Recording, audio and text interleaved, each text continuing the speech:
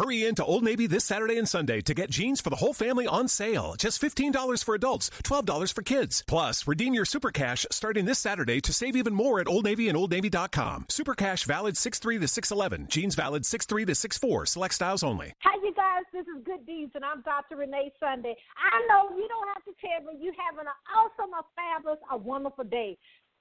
People say, Dr. Sunday, why you always say that? I say that because guess what? You are in your purpose. But I don't see that, Dr. Sunday. Yes, we do have to go through good days. We have to go through bad days. I know. I've been there. I go through that. But guess what? We have to be in those things. You know, you probably heard many people say your purpose is your pain, the pain that you actually have overcame, the things that you actually have been through. Because by telling your testimony, by putting that in print, putting that on social media, and, you know, of course, you know what to say and what not to say, right? Okay? But putting those things out there, you know, having that testimony, having that book, having that speech, or, you know, really telling that story actually help other people that they feel like they're not alone. And number two, you actually give them an action step, an action plan, a roadmap that they actually can move forward. Isn't that amazing? Yes, yes, yes. It's amazing. Now everybody, even the restaurants, have stories that they share to actually get you in to buy their products and services. So I love it. I love it. And I'm a storyteller, so that's really great for me.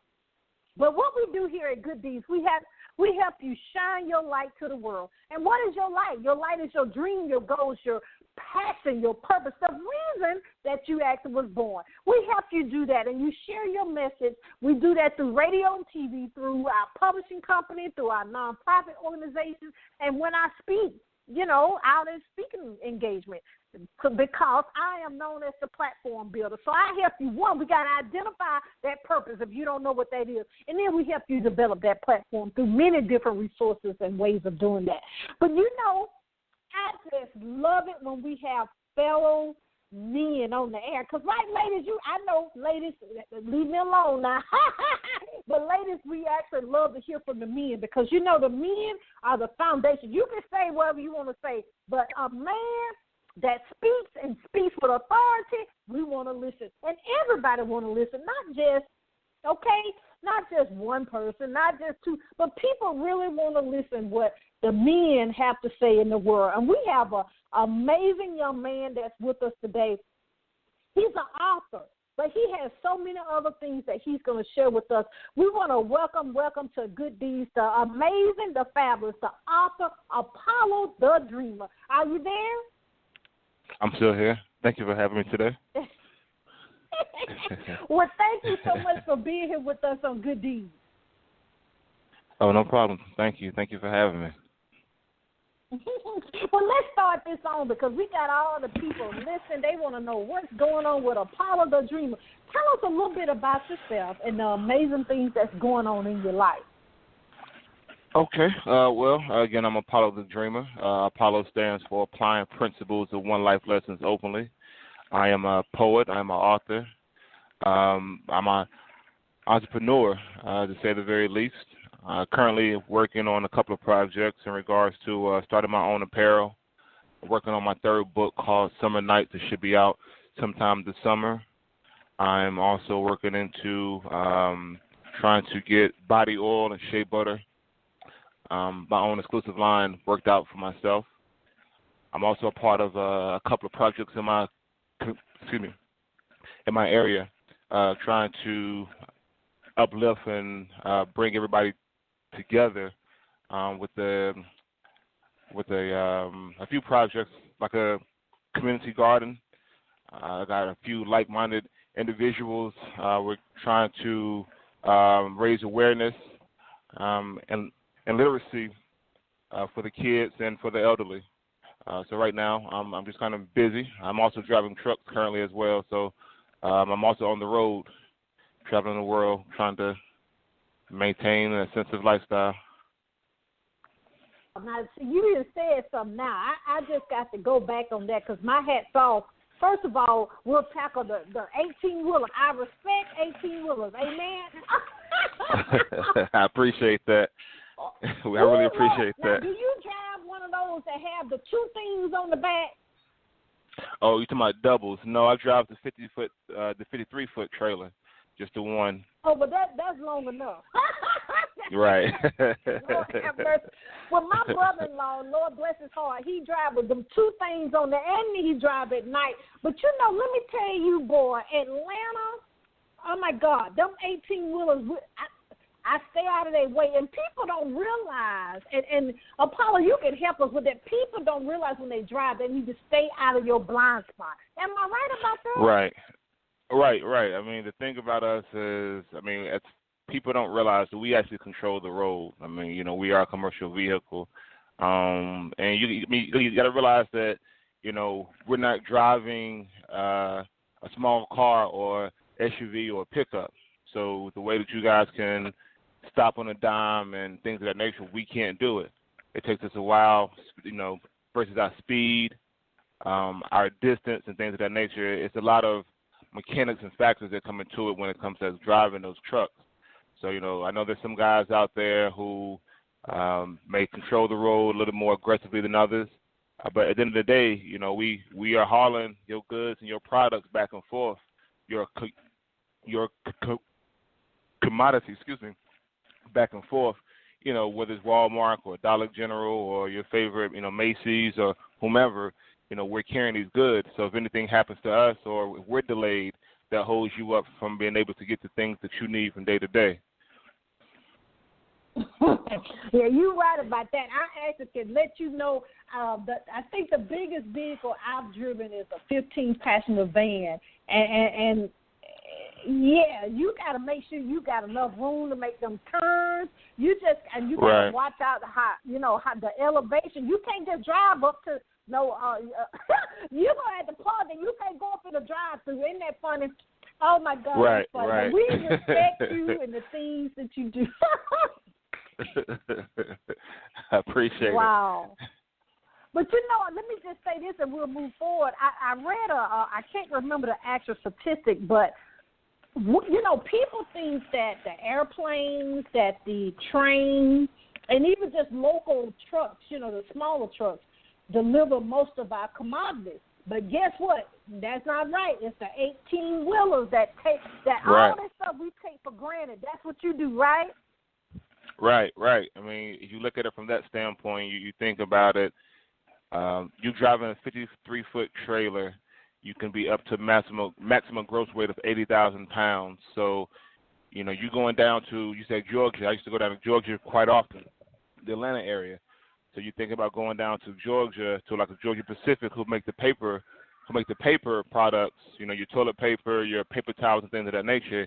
You going down there and we're carrying rolls, thousands of rolls of paper, 60,000 pounds of paper on the back of our truck at one time. And, we max out speed in most cases to 65 miles per hour. So you think about, you having a fleet of trucks and what we can haul at one time versus, like a Penske truck or maybe even a truck the size of a U-Haul. And even when it comes to aircraft, they don't have the turnaround time in most cases that we have. One of our trucks or a fleet of our trucks can go to several locations at one time versus that plane.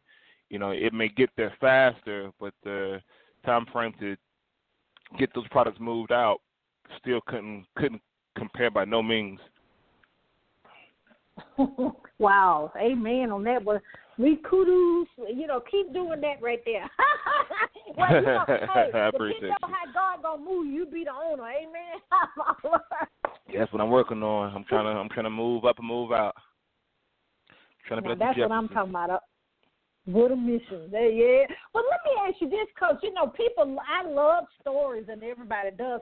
So what ignited your passion, for music and for, all, with your penmanship of, your book, and then all the other things that you're doing to help people in society? I guess for me it was more so just being where I'm from and I guess who I am innately. My mother was a storyteller growing up, so I think that had a big influence on it. My father indirectly taught me how to think outside the box. He's from Africa, and growing up, he always told me puns and riddles to help me problem solve. My mother was the nurturer. She was more so into storytelling, trying to show me different ways and different views to look at things in life. And I guess as an adolescent, growing through my own problems and frustrations, trials and tribulations, and so on and so forth, it was from that point of view that I learned how to, I guess, craft my skills in poetry. I did actually have, anger issues growing up, dealing with certain things, and poetry was the best way for me to articulate myself as well as to address some of the issues internally versus having to go to external factors or external, people or habits per se to resolve my own issues.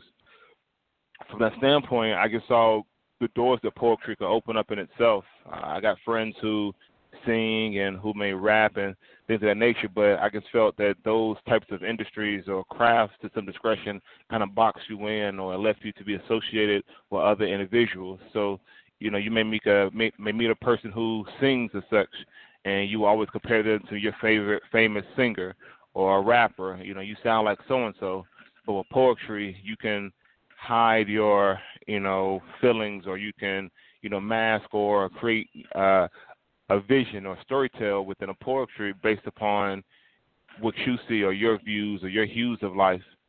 So from that point on, I just kept going with it. Probably at a young age, maybe mid-teens or so, is when I really first started putting the pen to the pad. It wasn't until I got older, my late teens, that I started to express myself and show my works with other individuals who really kind of gave me a better feedback about what I was doing.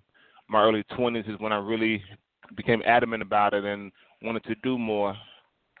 Just watching, I guess, in our own community, being black per se, has just been something that I felt like, owning something was the most important thing out of life.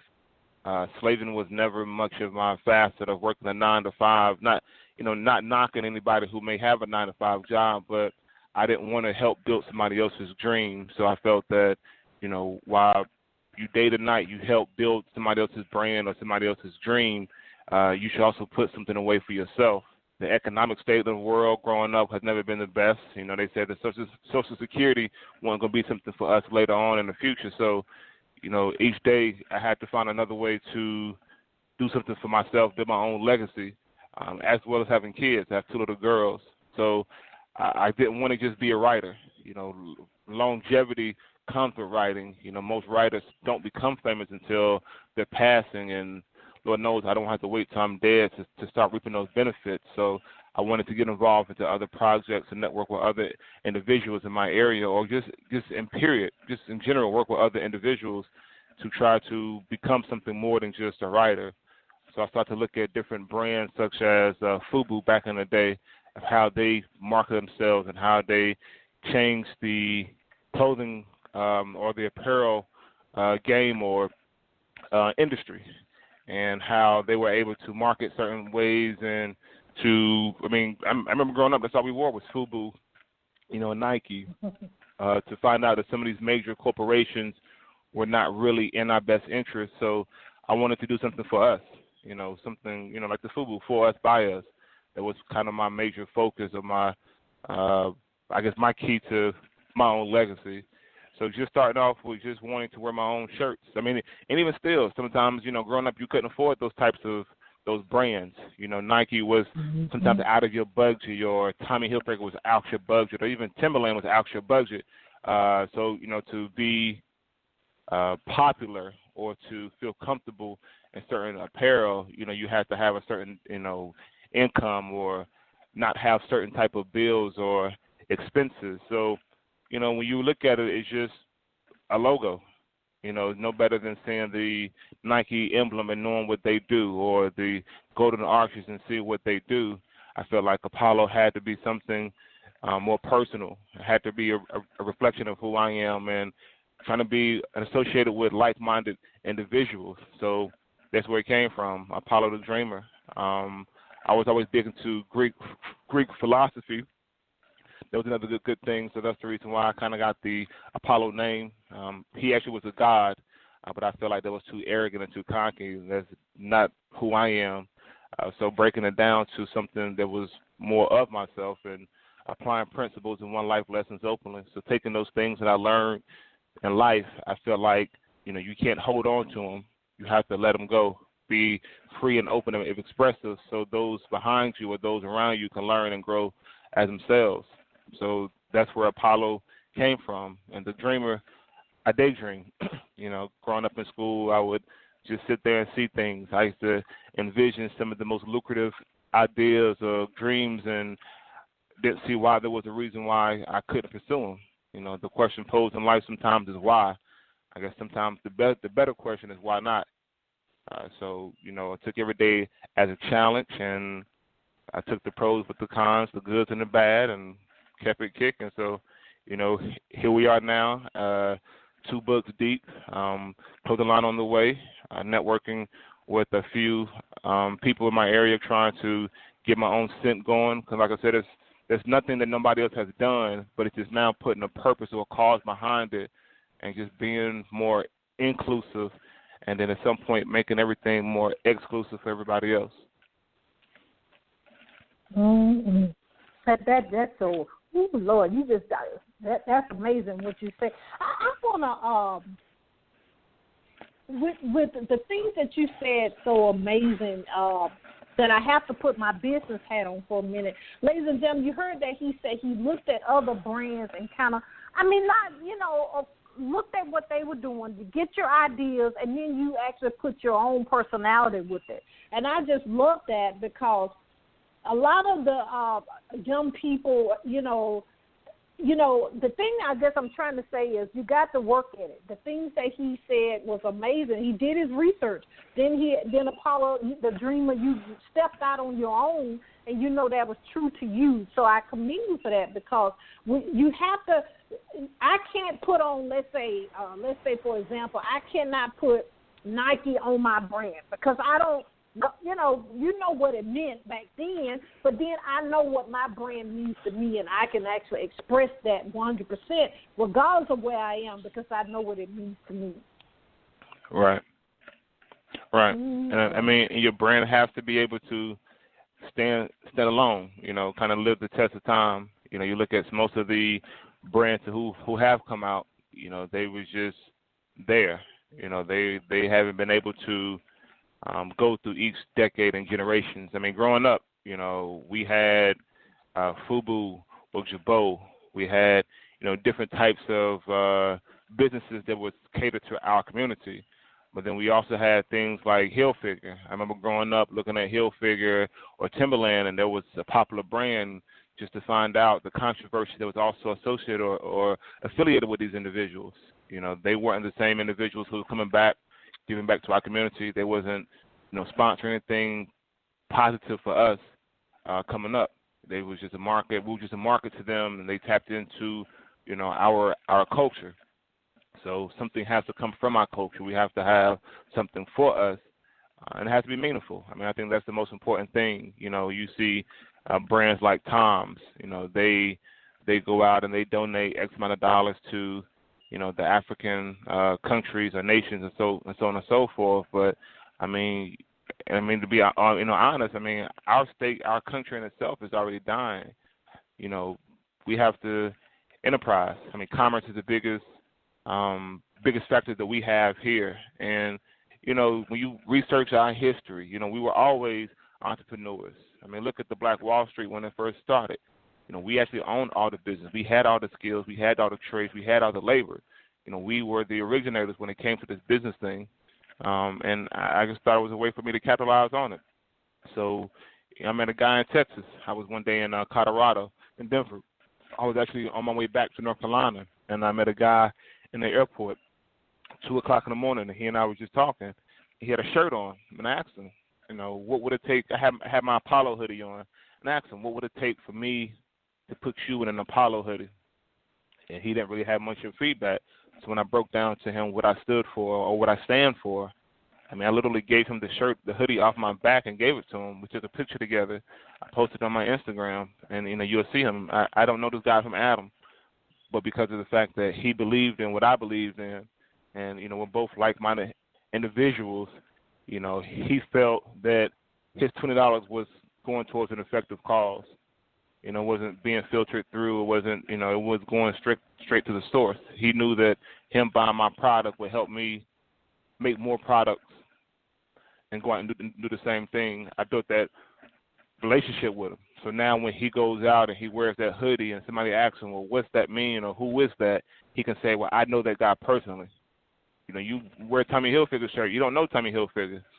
You know, you wear Rockaway, you don't know Jay-Z. You know, you don't know these individuals. You can't say that you physically have, I mean, look at his ticket for a concert, over hundreds of dollars.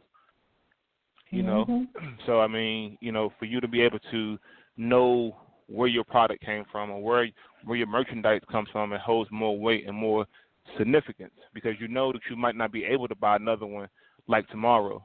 You have to go back to that source to get that from. So, I mean, this is where I'm at now, but one day he'll be able to go into a website and be like, well, I got the black one. Well, let me get the blue one or let me get the gray one because I know that guy. He's accessible. I can pick up the phone and call this guy and say, hey, we have this going on. That rapport, you know, it's beyond the money. Me and Lady V was talking, and, you know, one of my biggest quotes I think that she liked for me is, you know, hustle is the motivation, but money is the reward. So it's not about just the dollar. And of course, you have to make it the most effective for you. But it's that hustle's ambition, is that drive, is that thing inside of you that makes you want to do it beyond the money. And I think that when you have that passion for something, that's more rewarding in the long term versus you getting that $5 here, $10 here, $15 there. It's just that personable aspect behind it. I totally agree with what you said. I want to ask you this because I love when young men come on the airwaves because we have a lot of, you know, young and old. We kind of have a mixture of listening. But I have a question. I mean, it's kind of off kilter, but kind of in what you're saying. We didn't grow up with so much of social media like we have now. I think that my niece said a big thing is Snapchat and all them kind of things. But what I think have been lost, if you will, with social media, a lot of people think they have to have likes and shares to be validated. Can you speak on that a minute? Because from what I'm sensing from you, and we're on radio, ladies and gentlemen, I know you feel the same way. This young man is very positive. This young man knows who he is. And I think a lot of times we feel that fear, that Lord being, but in social media, in my opinion, have kind of made that become more known. How can we get that back, especially with the young people, but, you know, some older people experience that as well. If they don't get enough likes, if they don't get enough friends, they feel like they're not validated, that they're not a special person, that they're not uniquely made.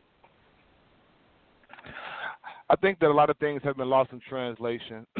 I mean, you don't have to necessarily have that like aspect. I mean, you know, you can't necessarily find out how genuine that like is. Is it a momentary like, you know, haha, that was funny? Was it a special interest that I'm really, you know, into you or what you're doing? I think a lot of people have, when it comes to the social media aspect, I think that we have taken it from it being a inner working network or a system that brings us closer together. But I think that what it has done is it made people more reclusive and gave people a sense of false self-worth. You know, just because it's popular or it's trendy doesn't necessarily mean that it's right. So I think that, you know, these individuals or some individuals, they need that popularity because behind social media, they can be whomever they want to be. You know, they don't put on the real them. And I think that because it's not entertaining, that people feel like it doesn't have value behind it. I think to find yourself is a journey that has to be taken by yourself and has to be endured. And I just don't think a lot of people are able to really sit down and endure that pain of finding out who they are, the good and the bad.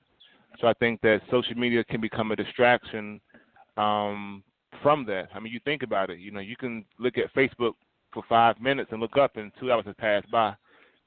You know, so if you're not being productive in your social media efforts, you get lost in self-worth or self-identity because you have nothing else going on. Like, personally, I'm not really as into social media from a personal level more so than I am as in business. I get on Facebook, I do what I have to do. I may browse here and there, but then I kind of get back off. It's a tool or a resource. It's not my life.